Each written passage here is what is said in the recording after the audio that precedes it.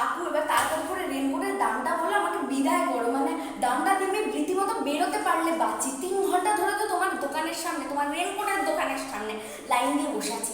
এই জন্মে আমি তোমার রেনকোটের দোকানের সামনে যে লাইন দেখলাম, শ্রীভূমি প্যান্ডেল আমি দেখিনি কাকু, কোনোদিন দেখিনি। মানে শ্রীভূমির প্যান্ডেল ফেল, তোমার রেনকোটের দোকানের যা লাইন আমি দেখলাম আজকে, মানে আমি আমি ফিদা হয়ে গেলাম কাকু। তুমি নেক্সট আম্বানি হবে।